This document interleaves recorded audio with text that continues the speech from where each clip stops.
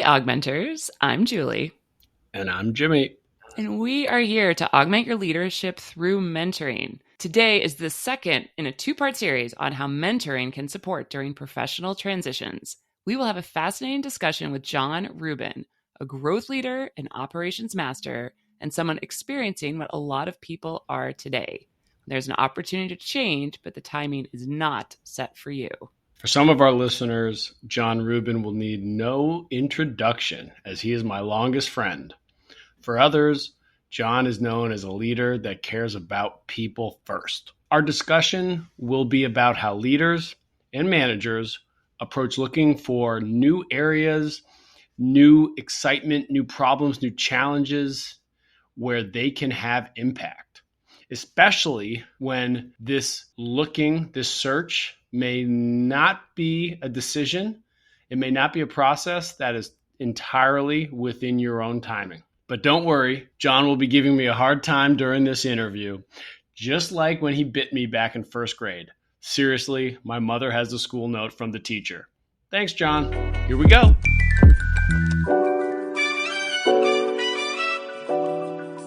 My name is John Rubin. I have been working in the professional services B2B field with technology-enabled SaaS businesses for the last 15 years, leading sales, product, and R&D departments. I'm someone that loves working with people and finds great value in the organizations that we all build together, and find great growth professionally as well as organizationally, business-wise, through the people we work with.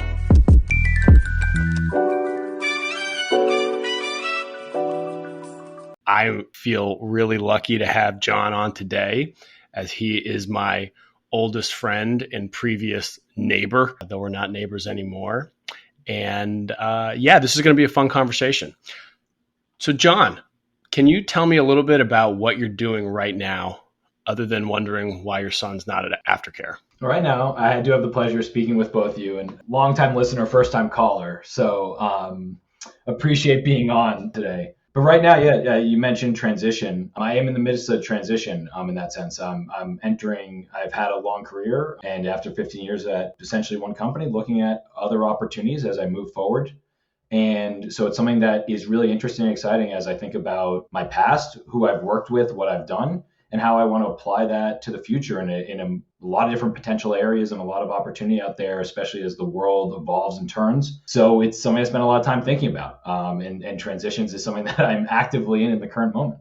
John, one of our favorite questions to ask, and I'm actually really curious about this answer, is that many of our guests tell us that they have a mentor who believed in them before they believed in themselves.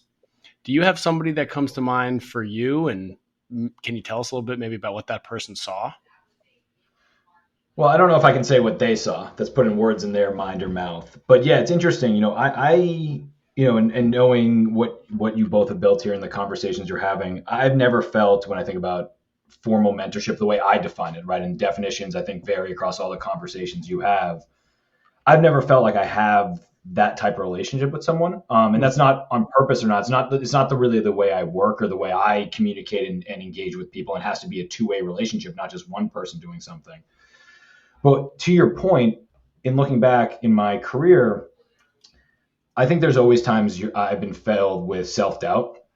And, am I the right person to do this? Do I have the right perspective or the right decision? A lot of the decision-making roles I've had for the last 10 years are those things that, do I know what I'm doing, or is it just sort of randomly, am I here basically in that sense? And, am I going to be found out soon? So if I think back to earlier part of my career, as we were building my company, there was our head of sales. I won't use names and stuff like that for the sake of this here, but someone that I was working directly with, and that kept giving me more and more responsibility. And where I believe mentorship fits and how I have built my teams and worked with people is really, I'd call it as basically as on-the-job training, and not in a way of, the classic of on the job. And if you can do the job, great. If not, you're out. More trust and ability to work with someone and build their skills, either interpersonally or professionally, and see what they have in themselves to grow. And this person, a couple of years into my career, really just let me build a lot of things and do a lot of things, trusted me to make the right decisions. And if I could go back today, I'm sure I'd make all the decisions differently based on my experiences.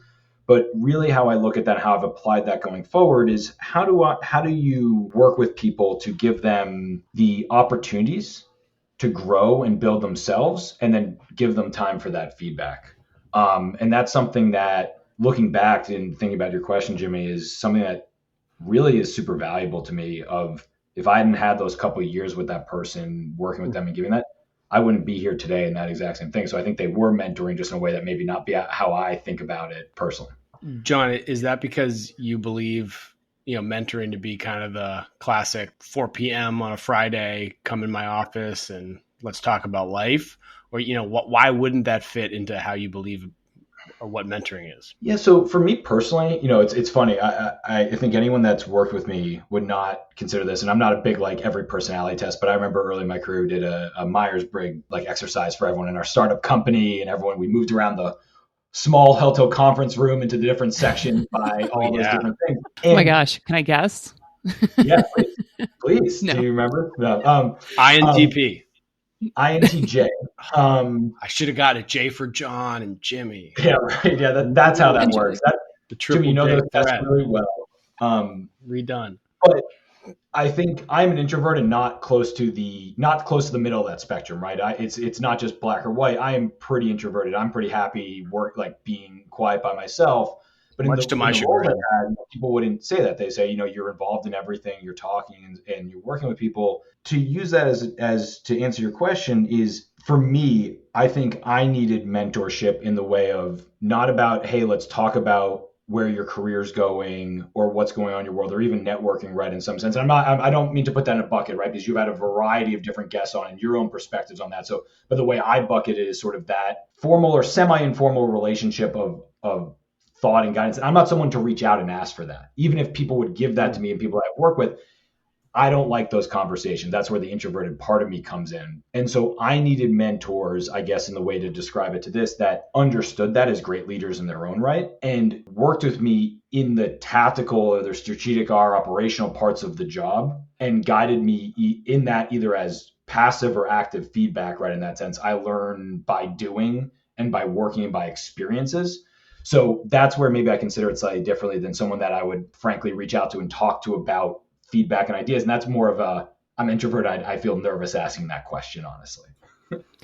I love that. I don't think we've really explored that, Jimmy. Have we, around mentoring and introverts and asking for a mentor? Maybe somewhere along the way. I think we talked about book about being quiet, but I love that. And how, John, in this time of a transition, knowing that, sitting alone in the corner is probably not going to help you very much at this point, both career wise and probably, just being able to reach out and connect with others. Yep. How are you getting past that to be able to reach out and have some more connection? It's a great question, Julie. And it's something that I had to think about almost immediately, right, in the sense, because I also get nervous, not just about the connections I've made. And Jimmy admitted earlier, just talking about how do you connect with people. And it's something that I think I've seen the value of how people work or how I have worked, right, in that sense, where I've been nervous. I was nervous about reaching out to people that maybe I thought I should have been a better, not just networker with, but that I should have stayed connected to across these years, right? You use the COVID years and it's been 3 years since you saw anyone in person. Then, life is crazy. I have a 7-year-old. So since that child was born, it's like your life changes and your people go in different ways. And Julie, I was really nervous about reaching out, right? It's someone that I use a different example, someone that I reached out to that I had a great conversation with and someone I was pretty close with and helped them earlier in their career. They worked with me, under me. I was nervous about reaching out to them about just the update of my life and looking transparent about I'm in a transition, what's going on. And what I found is that those connections to people, while obviously I don't know what's gone in this person's life for the last 5 years, professionally or personally, the connections you made to someone and how you work with them and that imprint essentially on each other, you pick up right away. It's sort of like riding a bike. And we had not just a good first conversation. It's not about, is that person going to help me in my transition or not? That's not what I'm even referring to. But it's helped me sort of get over my fears a little bit of no one's going to want to talk to me because it's now when I need something, right, in that sense. And I think using the child again, using the golden rule, treat people how you want to be treated and connect with people in those times is, I think in our professional worlds, especially as we think about this or building our careers, is those things actually don't break, right? Not just you remember it either, subconsciously or consciously, but also, your shared experiences you had before professionally still resonate today. It's not lost, and I think that's helped me, but it's still been a challenge. And I think everybody's life is pretty crazy. Like, I don't know very many people who just, chill out, come to work, leave. I think and has plenty of time to like chat with others. I think everybody feels that pinch, and time also flies. So you could have not talked to somebody 10 years ago and you're like, oh, that feels like, 5 minutes ago. We love specifics around here. So like, what kind of language did you even use in that initial reach back out to that person? Like, what did you actually say? Because I think people feel that like, what do I say? Yeah, it's staring at the screen thing. The hardest thing I used to tell people on my marketing team was everyone thinks marketing's easy because they see the end copy and they have edits. The hardest part is when you are trying to write the marketing copy to begin, right? And no one values that until you have to be in that role. And it's felt the same thing staring at a screen, a blank email with the person's email, and they're going, now what? So I am someone, I've also, when we think about treating people in relationships, I'm someone that's very transparent and direct. So instead of going in a long diatribe, I wrote a long diatribe, right? The first one of updates and this is what's going on and everything else is saying, hey, it's been a long time. How's the family? How's life? I would love to connect as soon as possible, in some cases, talk about what's going on in my life, basically.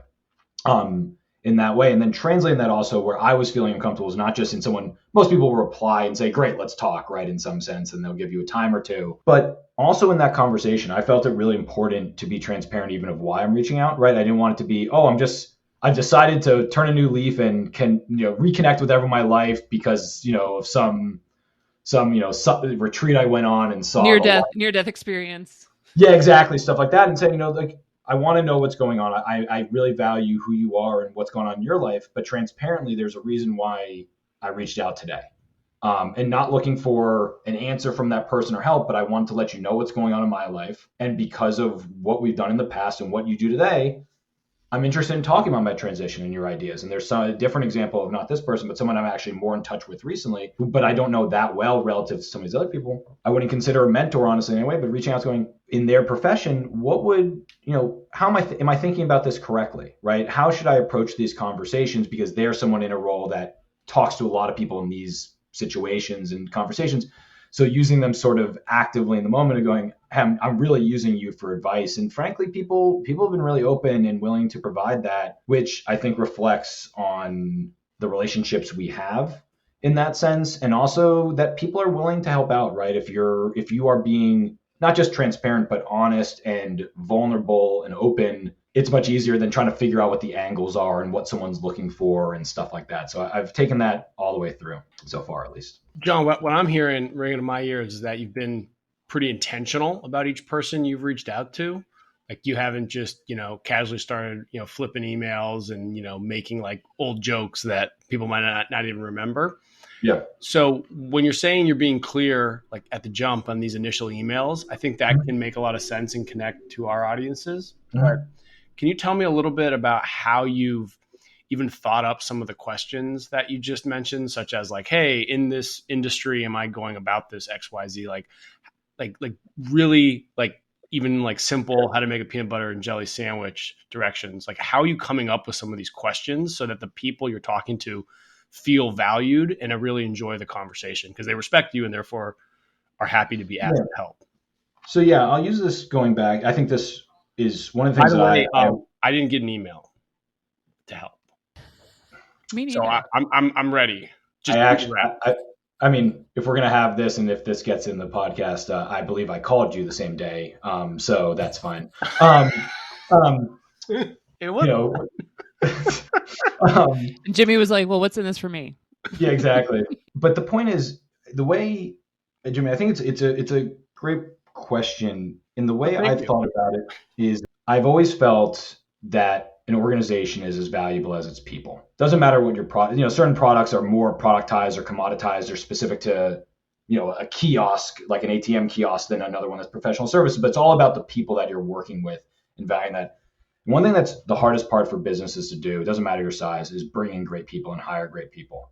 And one thing I really wanted to bring to my organization always was not just hiring great people, having a great recruiting process and finding great people and interview process, but also valuing the person the moment they come in. And it doesn't matter their stage being a senior leader or someone that just came out of school. And we were a global business, so we were hiring people in Singapore, in China, in the UK, in the US, all over, and believing that everyone comes from a unique background professionally and personally. And that person can have ideas or approaches that can help your business grow. And that can be top line growth, bottom line growth. It can just be sort of the company growth of how the company feels and evolves as its own entity. And so I really believe in everyone individually having a perspective that can be valued, right? Doesn't mean that everyone is valued, right? Everyone wants to be especially in a business, everyone wants compromise to be their own idea. So compromise is everyone else agreeing with them. It's not actually compromising sometimes. But in this case, I don't know what you're talking about. Yeah, exactly. Yeah. Agree with me. I don't know what you're talking about. Yeah. It's Jimmy's conversation with himself. And that's for many of his companies. Sometimes it goes well. Yeah. But in these conversations, Jimmy, I think you can apply that when you talk about having someone feel valued in that conversation, why you're reaching out to them. And I was selective about that list. I'm looking at the list next to me right now. It's not everyone I've ever worked with. Because one, I don't want to just be talking to everyone, getting all these different inputs for myself. But also, there's different valued inputs that I value. But everyone I talk to, I'm reaching out to them for a reason. So I'm asking them, knowing what their background is and what their profession is, questions about what they think, how I'm approaching things, how they think I should be doing, asking, do you think that's correct? Do you think that's something I should be doing? Where do you see that? And so, for example, I'll use two different specific examples to Julie's point of getting specific here. Talking to someone who hires a lot of people or recruits a lot of people, right? In the sense, not where I'm going in my world or anything else, but getting advice from and saying, I want to talk to you about how do you think I'm a senior leader. I have specific skills. How do you think I use my connections and what's open in the job market and everything else to really understand how do you get your foot in the door, right? What is the best ways you see people doing? What are the different ways? Because there's probably not one way. Everyone gets their foot in the door different ways, and understanding their perspective to then someone else who works with a lot of businesses or that are businesses that I'm interested in and industries I'm interested in, roles I'm interested in, saying, really, what do you need to know about me? And this is someone I didn't know before this conversation. What do you need to know about me so that if and when an opportunity passes across your desk, you're not just hiring me. That's not what I'm asking for, but that you think about me, right? Because I think the way I'm going to find a role that fits well for myself, and I'm fortunate enough where I can look for a role and take time, but in a role that's good for me, that you think about that and that we're able to have a mutual conversation. Because really any role, doesn't matter if it's entry level to a senior role, you want it to be as mutually beneficial as possible to the employer. And so being transparent in the question of why you're talking to them, Jimmy, to sort of sum it up, and just asking them, people really are willing, I have found so far, to give their unfiltered advice on how to approach it. And then it's my job, and only my job in the situation I'm in, to think about what works for me, right? So everyone's going to have different inputs. And then how do I make that into a soup that tastes good versus a soup that tastes bad, right? In some sense. And that's something that has to work for also my approach. So when I have the conversations with an employer, if that's the route I'm going, that it's consistent in my story and it's in my own voice. It's not in someone else's voice. I love that. And the other thing my experience has been, people know why you're reaching out. Oh, yeah. Yeah. Generally, you almost don't have to say anything. If there's somebody that you haven't heard from a bit of time, they reach out saying, hey, I'm in a bit of a transition. I'd love to talk. You're already thinking about, okay, this person, their skills, what have you, like, what am I going to say when I get on the phone with them? So hopefully they've already kind of thought in context of you, what they could imagine for you. But I really love what you're saying, John. I think it's really important that you're really asking them for their perspective and their advice versus launching into why you would be versus a pitch for you and a pitch for why they should help you versus asking some really good questions, which I think goes back to all mentoring really is, at least initially, is asking those great questions. So That's a great place to start. Yeah, I appreciate that. And I'd say it's the same thing, it's at the end of the day, in a transition, right? You're selling yourself at the end of the day, right? And anyone that's looking, that's listening to this, that's looking to change jobs or think about different careers, you're going to have to sell yourself at some point. But I have found the best sales, not just for people in transitions, but in any sort of sales job, is at the end of the day, you are going to sell the service, the product, or anything else. But it's about making that connection. And most people will not buy something just because you made a great pitch in your own eyes. People are smart. They're going to see that value, and you just want to be in that hoop when they see that value, right? In that sense, you want to be in the ring of that conversation. And so, it's something that it's important, I guess, to bring it back to the relationships and connections you have, and thinking about this is that people have you in mind, so that those conversations, when they do come up, you are thought of, and that's the key, right? So, I'm not trying to sell myself short, but I'm also not saying how come you haven't thought about me ahead of this conversation or have something for me today, because that's not how this works.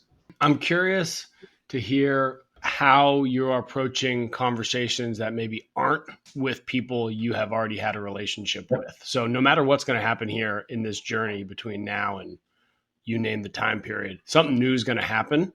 And as an introvert, maybe even as somebody who people would say doesn't love change, how do you think about approaching, or how are you approaching doing some new things at this time, whether that's just like your own internal process or like actually like what are you doing? Like, do you have new bike routes that you're doing? Are you having a different kind of egg for breakfast? What's going down?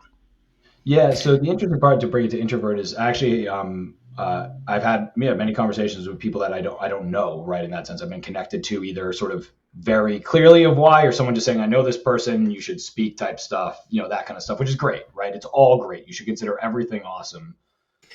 But that doesn't sound like your standard MO. You sound like you're convincing yourself. No, everything is, and there's different ones, right? You want to be teed up the most, but anything anyone helps you with, if to bring it back to different levels of mentoring, that is all valuable, right? In some sense, and some is more valuable than other. It's you could think about different versions of cars, right? Ones are more valuable than others. It's okay that exists, but the point is, Jimmy, I think actually I'm trying to approach every conversation the same. And not about how much do I know someone or not. And obviously, if I don't know someone, I'm going to do a little more research on them, do my own homework, and be prepared. I think it's really important to be prepared if you are building a new relationship, to come a little old school, right? Writing it down on pen and paper, have a couple of questions, understand their background, know the company they work at or what they do, some of their. Because I think that helps establish a relationship, because to get to the point is, I'm only someone that can talk one way in some sense, right? I know who I am and I know myself. And so being able to talk to someone for the first time and have a very similar conversation about what's going on and what they're doing and how that may relate to me as someone I've known for 15 years and work closely with is actually how I'm approaching that, right? In some sense. So it's because I don't know, in a case of transitioning or building a connection, especially with Julie mentioned how busy we all are, right? And how much time flies, is doing a casual intro with someone and not making an impression and not understanding why they spoke to you. We all have thousands of conversations a day, especially when we're working. And those are hard connections to forge and keep, especially if it's virtually. And then it's something that is, oh yeah, I spoke to someone a couple weeks ago. In that sense, it's hard to remember. So I'm jumping to the chase, basically, and thinking about potentially how those relationships blossom, either outside, separate of career transition, other stuff. But that can be a fruitful relationship just separately anyway, right? In some sense, you don't need to have to work with someone or be in the same field or industry to have that fruitful professional connection that helps guide you in your future. Who knows where that comes from? So, in that sense. So that's how I'm approaching those and trying to be the same as someone I've known. John, you said one thing that really struck me. You said, well, I'm approaching all these conversations this way because I know who I am. When was the first time you said that to yourself? Because without being able to say something like that, it's really hard to be consistent. It's hard to even have kind of like a direction in some of these discussions. I don't know if I can point to an exact moment, and it does take time and different people in different. Were you bowling and you just got a strike? Who do you think you are? Exactly. Or a great golf drive or something and figured it all out. I think for me, and I think people find it different ways. Again, this comes down to bring it back to Myers-Briggs. I'm not a big Myers-Briggs person. This came up as an example. Myers-Briggs hiring or something? This is going to be good. It's going to be a good way to get some engagement on this when it's like the Myers-Briggs test and mentoring together at last. But, this episode brought to you by. Yeah, exactly.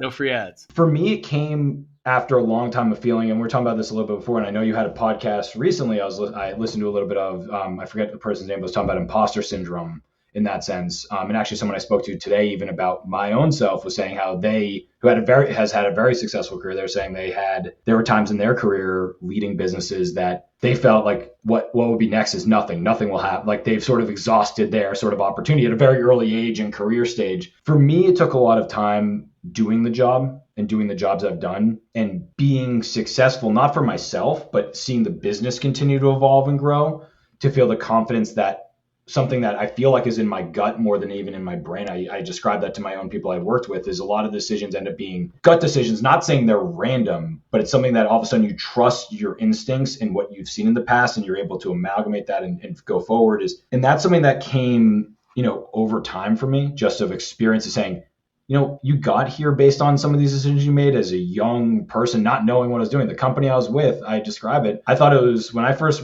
started working there, early career stages, I did not realize what it was at all. I did not ask any of the right questions in the interview. Like, I had no concept of what was happening, but I ended up getting there, and it ended up being the right thing for me, which is something that's not just random in the world. It's not just about fate or destiny, but it's something that told me, like, this is the right place to go. And so getting used to that, and frankly, to come back to transitions, to use another as specific as I can get, there was a time years and years ago now, I almost left my business. I had another opportunity that came across my plate, and I thought about taking it. And I got really, really close, really close to taking it. And I pulled it back because after days of agony, the one thing that kept coming back to me is it didn't feel right. Not the other opportunity, but leaving at this point. And I kept saying to myself and a couple others, it didn't feel like my job was completed yet. Not my to-do list, but my job basically at my business. And that was just my gut telling me there's no analytical model or anything else that goes into that. And all my job is basically analytical models. It was the exact opposite. But I think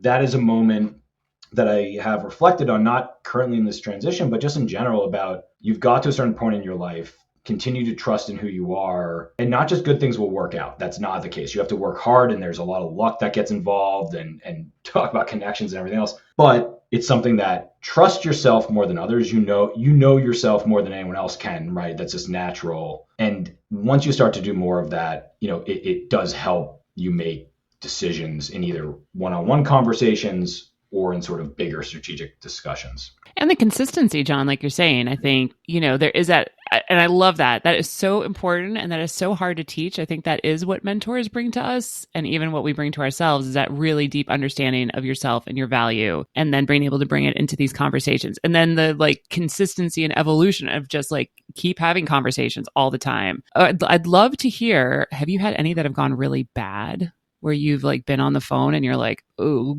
this is not going well? And how did you extract yourself from that situation? Yeah, I wouldn't say not going well, where it's we've had conversations. I've had many in my career, and I'm sure both of you had, where it's right now this conversation is going poorly, right? It could be either with an employee or a contractor or a client. And it's one that's this is, you already know it, right? That this is, we should just, if it was socially acceptable, we should just sort of say goodbye and move on. This isn't going to work. And you end up going longer because you have to sort of let it peter out. Nothing like that. But one of the earlier conversations I had, Julie, as I started thinking about this transition, was a great person to talk to, and really, really interesting, could present a lot of different opportunity, but it hasn't gone anywhere. And when I reflect on that, it's not because I expect anyone to do anything for me in that sense, but it was a surface level conversation. It was, hi, nice to meet you. This is who I am. This is who you are. Let's stay in touch, right? That's essentially it. So good discussion, all those things, some commonalities in our personal life. So it's not just sort of completely, random, but nothing really follow up in there. And I think it's not on that person at all. That person took time out of their day to speak to me. And that's not on me where I made a mistake, but there are certain conversations that, as fruitful as they could be, or the potential that could come from it, you're not going to hit home runs every time or make a connection that fits, or that person that day, or I could have been distracted, right, in different ways, just, subconsciously, even in that sense. And so it's not taking each bad conversation or negative one, or one didn't result in the outcome maybe that you love to have, as a retrospective on what am I doing wrong or what's happening. I would describe it to my team, in my career, and in this, using a sales pipeline discussion, it's all about conversion rate. And people would get frustrated about, we're not selling something. But there's a reason why companies use conversion rate as a leading KPI. It's because you do not expect to sell everything. Otherwise, conversion rate wouldn't be a metric. If everything was 100%, you wouldn't expect it. And when you break it down, depending on your industry, what you're selling, a lot of times a 20-25% conversion rate is good. and actually is a really sustainable, healthy business, you have to look at I think I have to look at that the same way in the way we think about this as a pipeline, which is that means only 1 every 4 conversations should really be super fruitful. And there's different ones that have a longer tail and shorter tail, but that's okay. It's all part of the world we live in, and accepting that and not being too critical on yourself or getting down is also sort of that personal side of keeping yourself not just up mentally, but going, yeah, just keep moving, keep going forward. This is okay, in that sense. So if your 7-year-old was selling lemonade and only had a 25% conversion rate, would you give a thumbs up or thumbs down? Depends on the sales cycle and average order value. And how much lemonade he drinks himself while he's waiting for his sales conversions. Yeah, or spills, frankly. There's probably, and Jimmy, you know this more than myself in the CPG space, but that's sort of the wasted product KPI or whatever else. Like that part probably kills the gross margin. There's a lot of shrink happening for sure. Yeah. So I want to ask you this question. What are you going to change right now? And maybe you've already started making this change, but what have you changed right now thinking about mentoring, whatever the conversations are you're having about this transition? But like, has there been one thing you're like, oh, I should switch this, something wasn't working? And what was the trigger for you to be like, oh yeah, I'm going to approach this a little differently? I have had those thoughts in that sense, and not about, again, I think a lot of us think about things naturally as what's the outcome tells you what the past was, right? So if the outcome's positive, then everything that was the process to get the outcome was correct. Or if the outcome was negative, everything was wrong, and how do we switch that? So I think regardless of where, and I'm fortunate again to have different opportunities and different people that are supporting me in this process that was going to open parts of my world from 15 years ago that didn't exist as even career opportunities then, right? Not just experience-wise, but the types of careers you can go into nowadays. I think the thing that is going to be important for me to do, and this is the strategic side of the tactical conversation we had about how do you reach out to someone, how do you be direct, is I don't expect myself to be someone that's now putting in all these calls to all these people all the time and everything, checking in and doing all those things. I'm not going to jump to that type of personality. That's not me. And also, again, with kids and life and stuff, you don't have that time. And it's important to have that life balance. But I think what's important that I'm going to try to do differently, again, how that evolves and how that goes, is really making sure I've always thought about with the people I work with in my business as being available to them all the times, even and emotionally available to them. A lot of the work we did in problem solving was about having that emotional intelligence with them of just not solving their problem, but hearing their problem, hearing their idea, and talking about it, and just validating that is an articulate point that is good. I might not do anything with that, being transparent and direct, but that's good. Thank you for the discussion, basically. And I think I need to apply a little bit more of that to the connections I have that aren't directly in my work sphere. So wherever I enter again, right, in that sense, these connections I'm making today or in this last few weeks, but also just in general, people I've worked with in the past that move on to different careers, right, in that sense, different jobs, and being available, not just to be the in a lot of cases, the boss or the director to them, but also just being available and hearing from them and emoting with them on what's going on.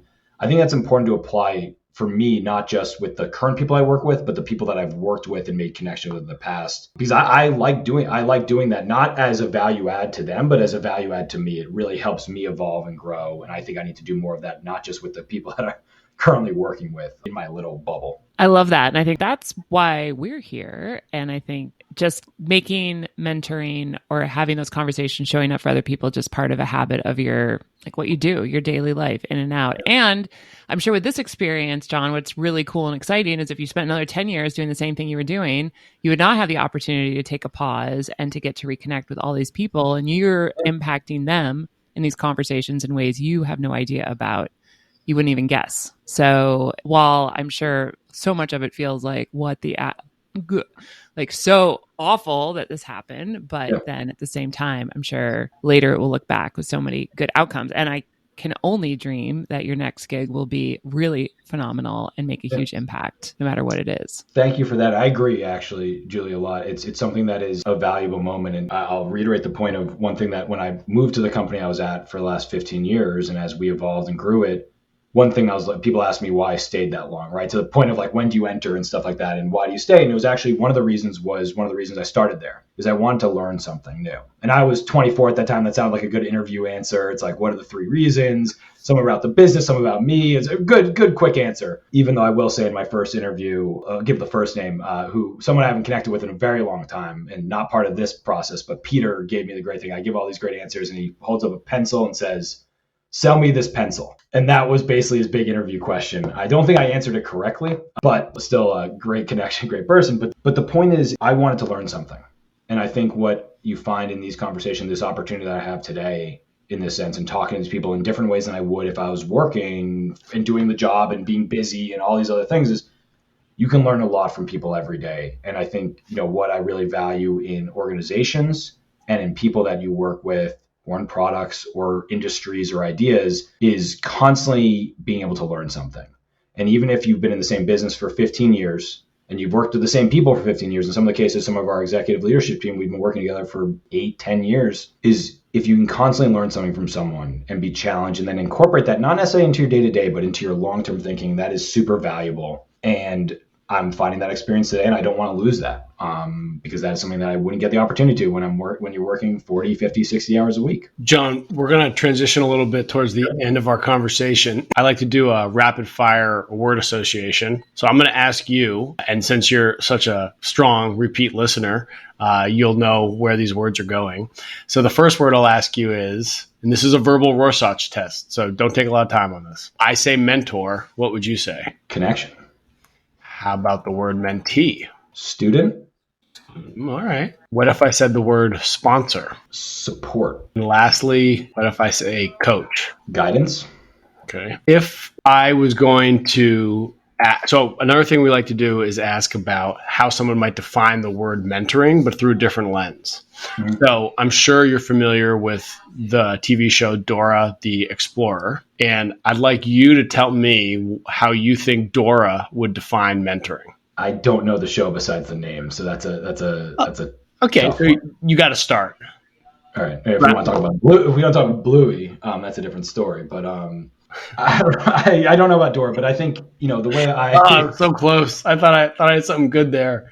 No, sorry. Too deep in the Paw Patrol. Well, I think when I think about I think where I even hesitate in your word association of mentor or mentee, right, in this sense is, and again, I don't know if I've always thought about this. Maybe I'm thinking too traditionally about the definitions in my own head, which makes me feel like I'm a non-traditionalist basically, but that's my own head doing both of the sides of the equation. The way I think about it is, mentoring or mentee in the sense is symbiotic relationship. So to use a children's show, right, to relate to people, and parents today are not Dora, they're Bluey. So if you're a parent and you're listening, you definitely watch Bluey. But the way it works is it's a family unit and they're all supporting and guiding each other. And so while there's a young child and the young child in many of the episodes is teaching the dad something, right? And sometimes it's through chaos, right? In that sense of, of what the child's doing in the 5-minute episode.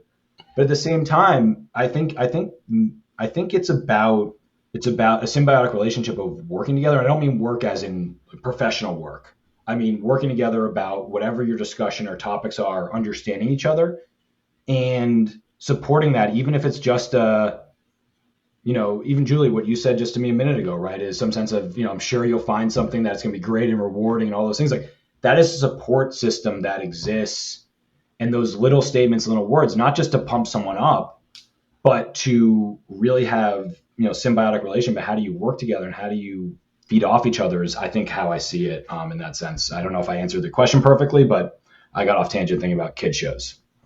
And I'm not thinking about like rhinos and the flies that follow behind them, the symbiotic relationships. Cool.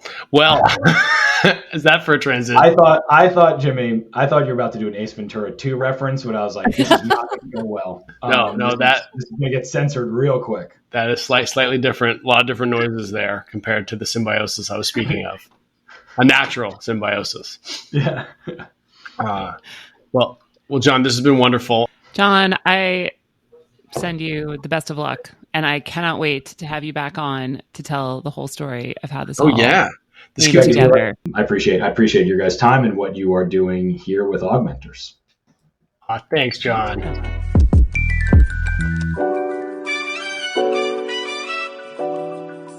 Jimmy, it's a lot to get through. Two great episodes, so much good vulnerability, sharing really authentically about what you're standing in front of this opportunity. You don't know what's going to happen next. You don't know, there's something out there. You just don't know what. You need help on the path. I feel like I got so much from both of these conversations. Augmenters augmenting our show. The podcast is coming up. It's a 2-part series. I think it was concise, and honestly, like, it took a little more out of me than I was expecting. Like, I was pretty impressed with how comfortable and real both Winston and John were able to be talking with us about a topic that has been taboo for a long time. I think a lot of people feel embarrassed, or they feel like there's something that's like not working that they're doing, that either they're in the situation where they're having a job transition, or they're like not sort of landing that first job right after graduation. Whereas we know that's the case for like the vast majority of new graduates. So I think being able to talk really honestly about it is super helpful, and like some really great tips. I feel like when I think about John's interview, especially, the thing that really stuck with me was he's a mid-career professional. He has had a lot of people that he had worked with, sort of in the past, but he's been at one organization for a really long time. You have these connections with people. You haven't talked to them in a while, right? Because you're like work colleagues, you're doing stuff together. Time passes, you have kids. And then how do you rekindle those connections? Is it okay to reach out to somebody you haven't talked to in 10 years and say, hey, I'd love to catch up? Ooh, that feels like almost a burn right inside of like, oh, but yeah, that person will be like super excited to talk to you. There's probably stuff going on with them, and like just take that chance and connect. That really stuck with me. And what stuck with me was something Winston said, which is about getting the strength to be ready for that reach out 10 years in the past. So Winston said, how do you get prepared for some of this discomfort? He just keeps a list of what you're good at. The cognitive distortion list, dropping big words. He's got that master's degree. So, having that positive list, I could totally see that as a way that, honestly, I should probably start doing that now for when I'm like, I don't know if I want to write this email. This call is going to be rough. Just look down and be like, you know what?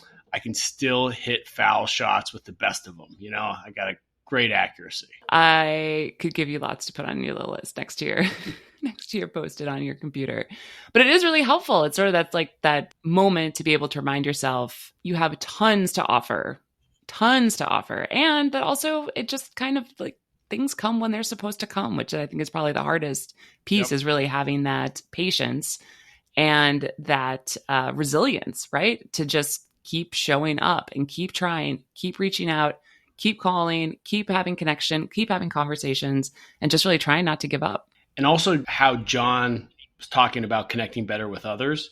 He wasn't just saying, okay, every 10 years, go out and talk to people. He was actually reflexively saying, I'm going to try to be getting better at connecting with others going forward because of how well this process has gone for me. I'm not going to go 10 years again talking to that person because I entered those conversations just saying hello and not having an ask, just giving about myself, giving about John, about what he's experiencing, and just giving without any take was such a positive experience for him. John then wants to reconnect, and I think that shows we all have this opportunity for growth. And why not connect better with others by reaching out more often? And two, being ready to grow to your potential by getting comfortable with discomfort. Why did John not reach out for some of those people for 10 years? Probably because they didn't have time to give. He didn't know how the conversation was going to go. I mean, who knows? Why do you think? Because he was uncomfortable, right? It's like scary because you're like, what if they don't want to talk to me? What if they think I'm a jerk because I haven't reached out, or there's things that go on with them we haven't talked? And yeah, but it's people always, not always, but people often are like really happy to hear from you and to have a really authentic conversation. We tell ourselves a lot of stories. The stories we tell ourselves. And honestly, Julie, most humans like to help other humans. It is a very satisfying, enriching experience. But as you said, we have the self-talk that might not be as strong.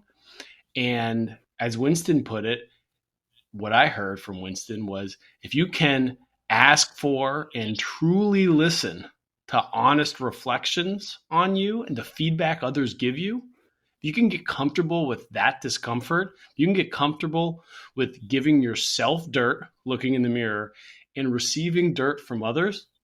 The magic is in the dirt. Everything we know grows from dirt. You know, we like you need to. We all come from dirt.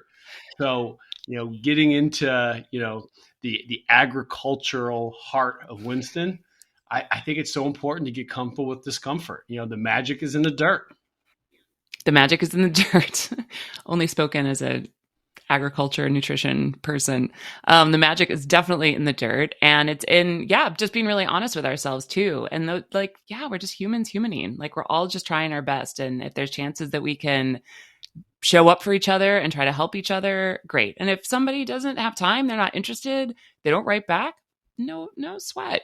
You just move on to the next thing. There's no harm, no foul. So I appreciated hearing both how Winston and John were just able to take those chances and have those conversations. So yeah, it's exciting. And what a wonderful way to tie into our principles in this 2-part series. Yes. I wish, Julie, that we could say that we were very intentional and we had this all planned out. But it just so happened that every episode, Augmenters talks about setting your mentoring vision. It is literally ground zero. It is our jump off for how you are going to engage in mentoring relationships for the rest of your life. And I thought John did a wonderful job talking about how to explore, to gain experiences, and then reach back out. And Julie, what did you tell me about Winston? What principle did you think? I mean, Winston was all about the pitch, right? Winston was all about the pitch. And the pitch is really where we dig into like the nuts and bolts of how you have this outreach. What do you actually do?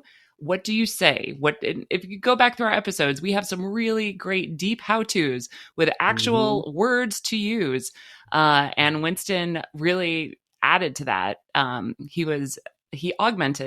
Winston really augmented our content on this and helped us with some new ideas on how to reach out and pitch. So he just hit a home run right into our principles in baseball season. So remember, y'all, step 1, Augmenter's principle, the initial, is set your mentoring vision. Principle 2, as espoused by John, is get out there and explore. Principle 3 is the pitch. If you take those 3 principles of augmenting, you are going to be well on your way to a positive change in your life, regardless of what that change is going to be. Stay tuned. You're on your way. You're on your way to our next episode, which is going to be a wonderful discussion with Troy Sandage. Hashtag I digress. We always digress.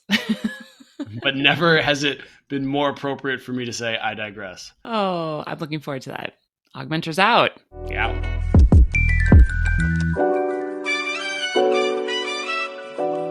Wow, you've made it this far, and we thank you. Hopefully you enjoyed our episode and discovered new ways to bring more authentic connection into your mentoring relationships. Want to tell them more, Jimmy? Be an augmenter with us. Visit our website for the best interactive mentoring content at augmenters.us. Share our podcast with someone you care about. Like and subscribe. And yes, really, you following our show and writing a review, it's a big deal. Your actions provide us with the resources to continue our undefeated, unencumbered, prize-winning productions. We welcome questions and suggestions via email hi@augmenters.us or on social with our handle @augmentershq. We are most active and available on LinkedIn and YouTube. Shout out and earnest thank you to our intrepid producer, Erlen Cato. We appreciate you. Augmenters out. See ya.